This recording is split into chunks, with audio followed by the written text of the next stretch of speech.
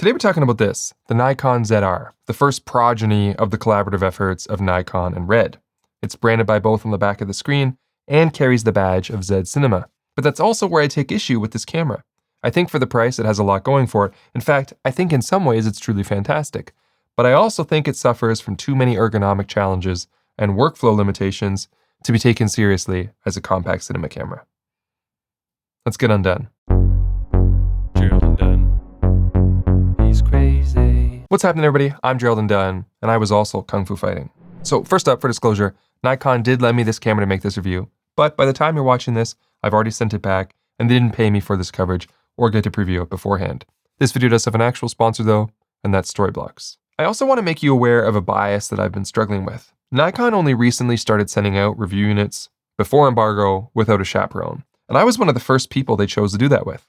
Luckily, I didn't have many issues with the previous cameras. In fact, I'm really quite fond of the Z9, Z8, Z6 III, and so on. But because I have stronger complaints about this one, I do worry to an extent that my criticism will have an impact on the future landscape of unaccompanied Nikon review units, and not just for me, but for other YouTubers as well.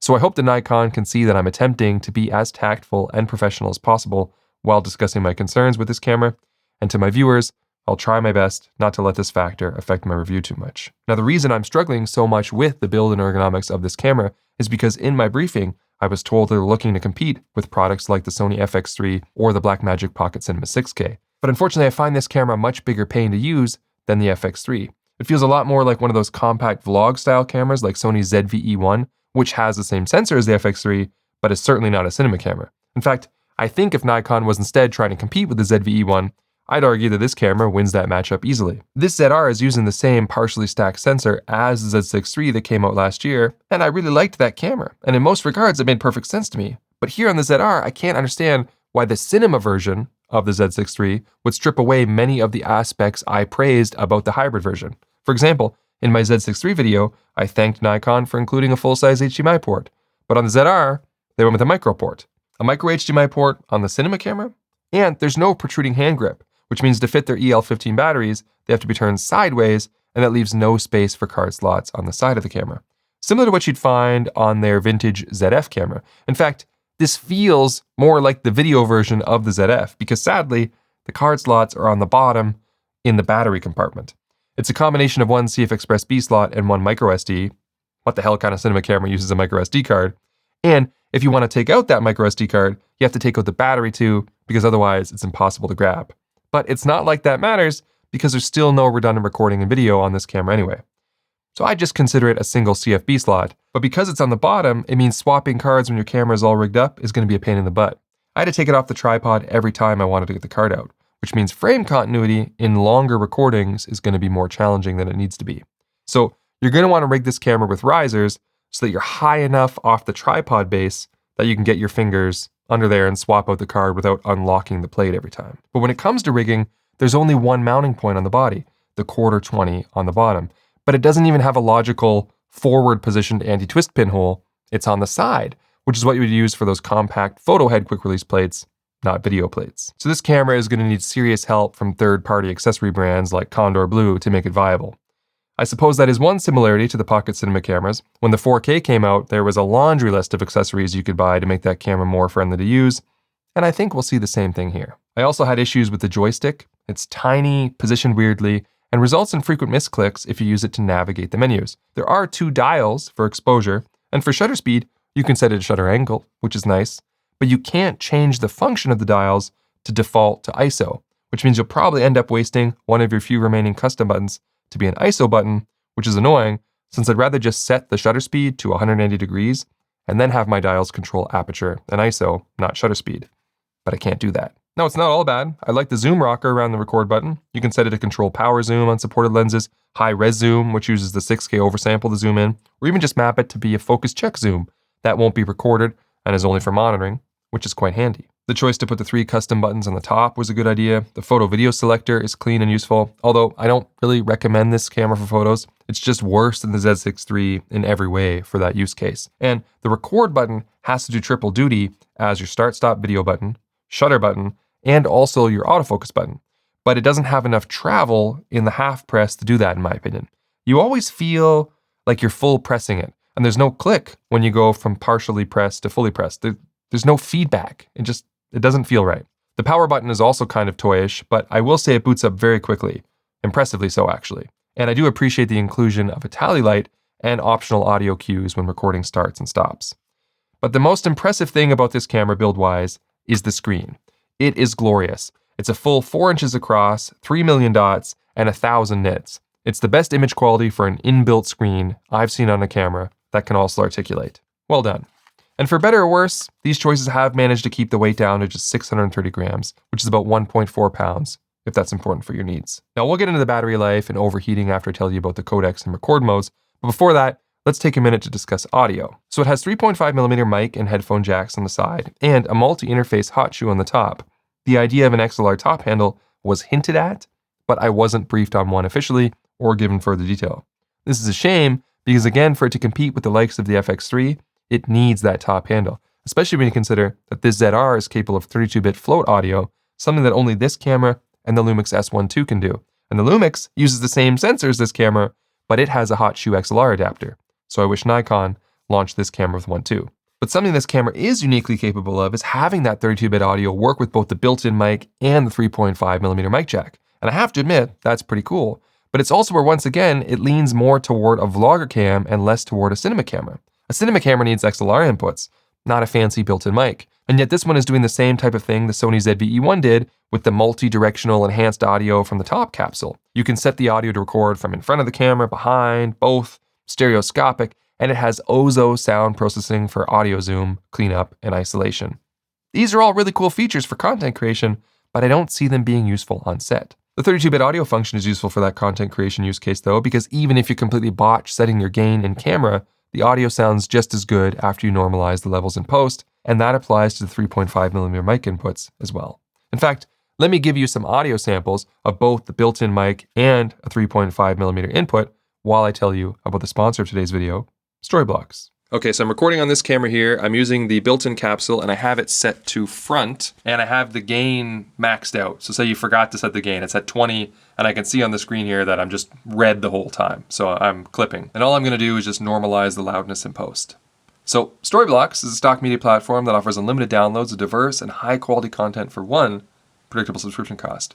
Choose a monthly or annual plan and enjoy a library of over 1 million HD and 4K video files, images, and motion graphics templates, including a continually expanding inventory of DaVinci Resolve templates that I've come to really appreciate. Okay, now we're using the Ozo audio enhancement and the super directional front mic. And more importantly, on Storyblocks, all these assets are created by real people sharing real experiences. Because in this age of artificial intelligence, where an increasing volume of what we see online is generated by AI, Storyblocks is proud to be providing authentic stock content created by actual artists that AI can't replicate. Plus, anything you download from Storyblocks is 100% royalty-free with clear-cut licensing so you can focus on creating, not worrying about usage rates. And finally, we got an on-camera shotgun mic going into the 3.5mm input. The platform on Storyblocks is incredibly easy to use, and the library is frequently restocked with commissioned content based on customer demand to ensure you'll have access to files that are not only high quality, but fresh and diverse. And now you'll get an extra 3 months free when you sign up for an annual plan. Just go to storyblocks.com/undone or click the link in the description to take advantage of this limited time offer. Okay, so now that we talked about all the ways it's not a cinema camera, let's discuss the key feature that they probably thought made it worthy of that title. You can record red code RAW internally to the CF Express B card on this camera. The other modes are still there too, like NRAW, ProRes RAW, ProRes 422HQ, and H.265, but now we have an option for R3D-NE, and it uses proper Log3G10 with red wide gamut, which makes this the smallest and cheapest camera capable of shooting and intercutting somewhat seamlessly with red cameras. And when you consider that this one is going to be launched at only $2,200 US, that's actually a crazy good proposition. But is the red RAW any good on this camera? Yes, mostly. It's only a 12-bit version and only has one compression ratio that isn't user controllable, but within those constraints, it's quite good, the best choice on this camera, and better than any of the modes on previous Nikon cameras. The 12-bit limitation is a bit annoying. I wish they would have included both a 12 and 14-bit option, where the 14-bit would have a slower read speed, but available if dynamic range was the priority. As it stands, this camera prioritizes read speeds and excels in that regard. Rolling shutter measurements in all modes were sub 10 milliseconds, which is great. In 6K Red RAW specifically, I measured 9.1 milliseconds. And taking a look at dynamic range in that 12-bit R3D, we measured 14 stops total with a medium score of 10.9 when put on a 6K timeline without any noise reduction. If you're new to my dynamic range testing, I use a chart called the Xyla 21 that shows patches of light at descending intensities.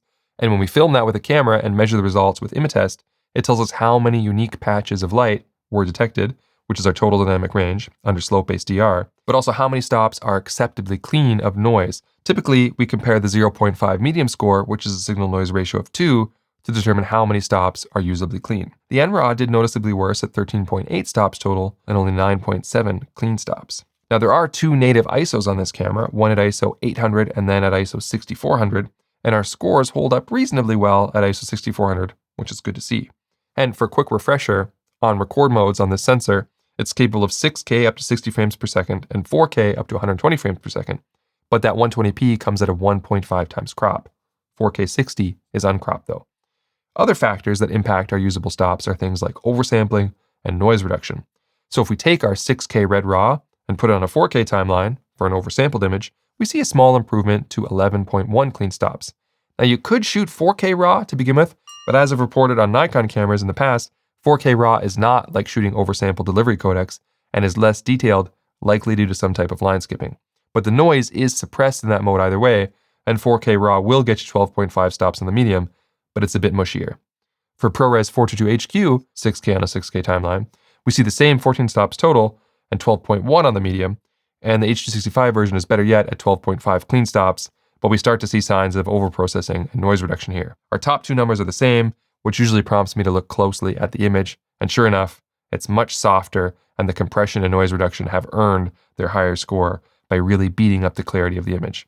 I do not recommend H.265 on this camera, especially since it's still plagued by the issue I complained about in my Z5 II review, where the H.265 uses a variable bitrate and is unable to predict how much space it's using correctly and doesn't show time remaining on your card accurately. Not accurately showing how much space you have left on your card is not acceptable in a cinema camera, full stop.